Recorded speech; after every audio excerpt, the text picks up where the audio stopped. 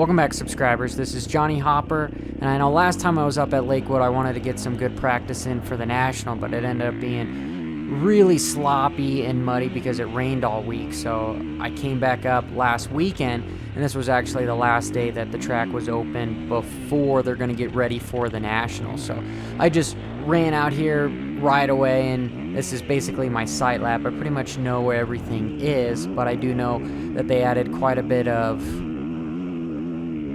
it's almost like mulch and a bunch of other like deep sand onto the track, especially coming down here, which made some huge holes and bumps later on. And I can already tell that, man, you know what, my setup right now is not correct. I had more of a setup for maybe some choppier, smaller bumps, and they added these new rollers going up the hill as well. So I'm gonna pull off and readjust my suspension to adhere to the conditions. I know I was getting a lot of head shake, so I just made a few minor adjustments on my forks. Is mainly where I was having the issue.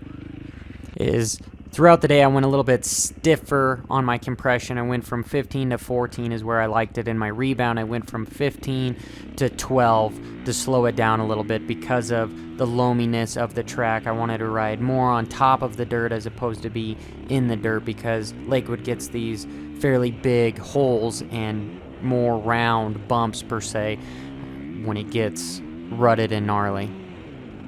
And on my shock I just went one lower, actually one stiffer on low speed, which is basically the compression of the shock.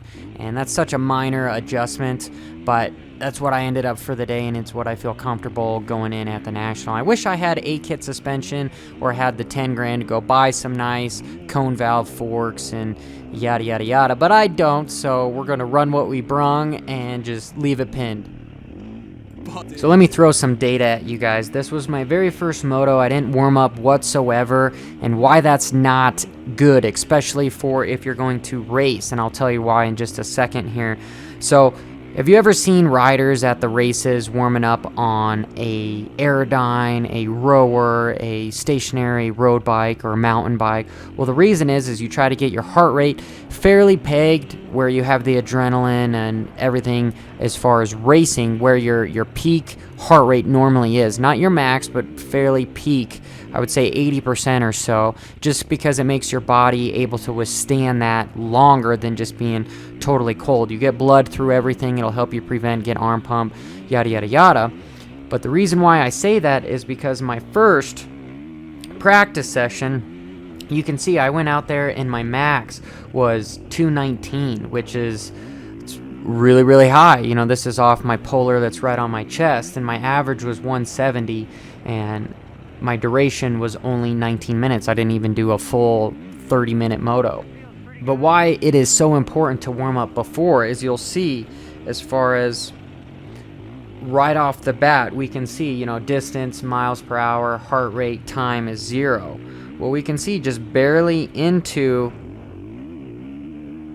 the moto or so, 3 minutes in, I'm fairly pegged, almost like at 100% of my heart rate.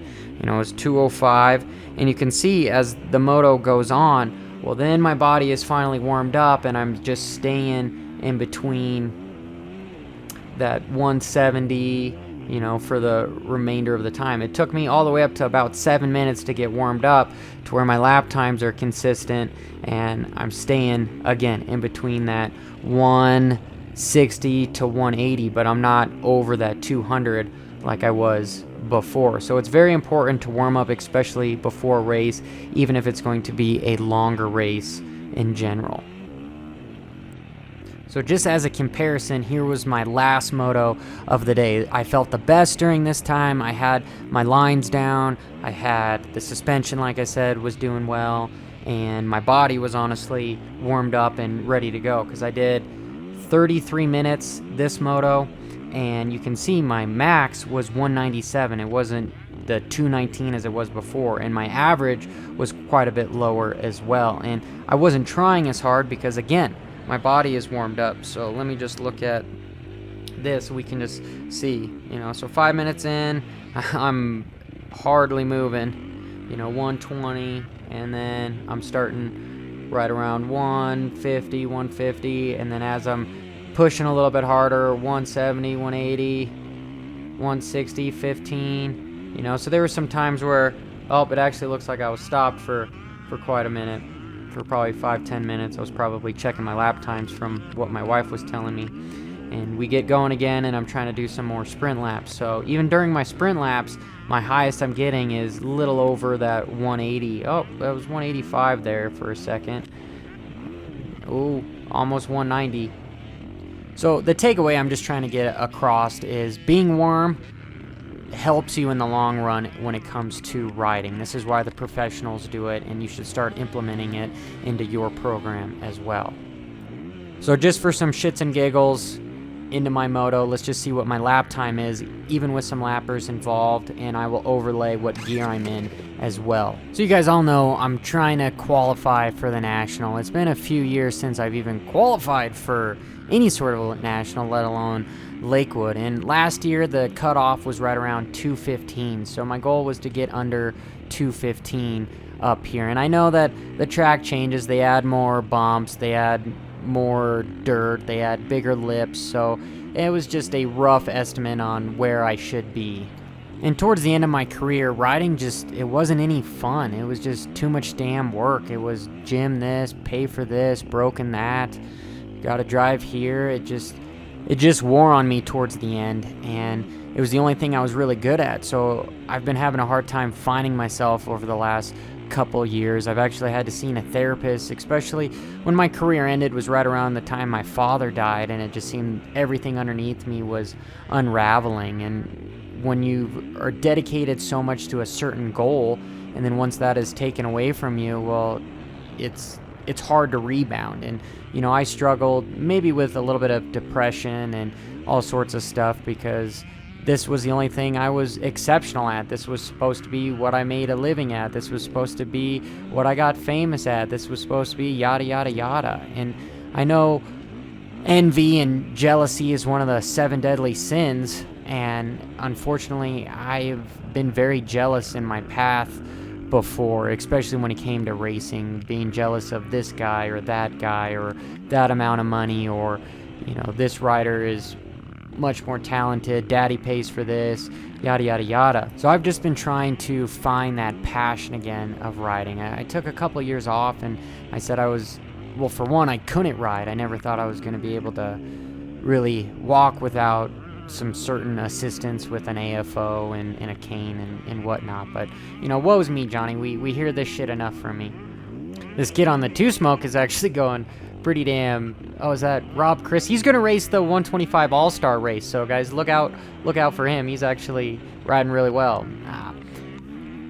So we saw that I was right around that 210. My best lap times of the day were right around 205, and there was another individual by the name of Derek Anderson. He had that Man vs. Moto YouTube channel, and in my opinion, he was the greatest guy to come out of Colorado since Eli Tomac and Andrew Short.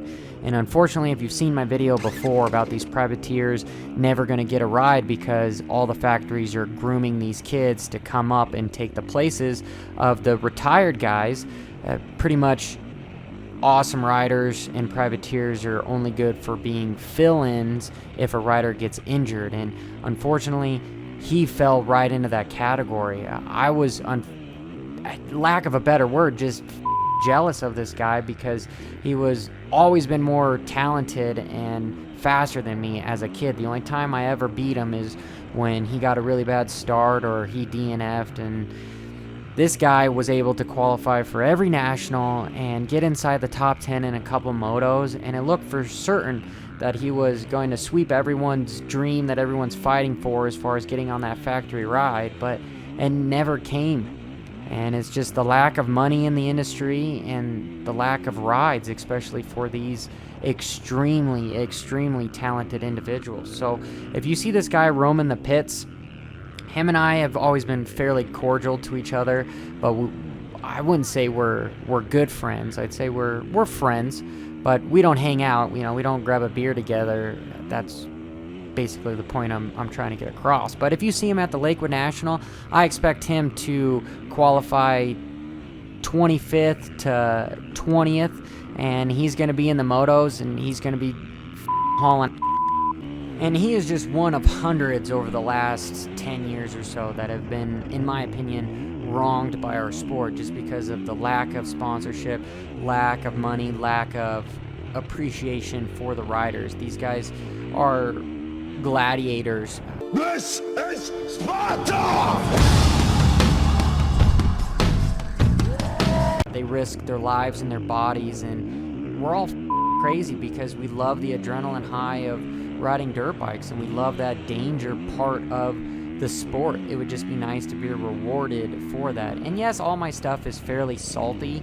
I'm just using this more or less as a therapeutic relief for me over the last 25 years of chasing this dream. And anyway, I'm just going to give it hell at the National, and we'll see if I even race the event. I'm signed up, so let's see what happens. But if you see me out there, you know, come by, say hi. I'll definitely talk to you, I suppose. I'll be in the way back of the pits where all the non-popular people are going to be. I'm going to try to make it feel like it's the back of the bus, you know, where all the cool kids hang out. But I have emailed the majority of the people and called them about seeing if I can ride press day. I haven't heard back. Maybe they've seen my video on the AMA and FIM suck, and so they probably don't want me there. Anyway, guys, this is Johnny Hopper. Hope you enjoyed this. Until next time, have fun, be safe, and bra.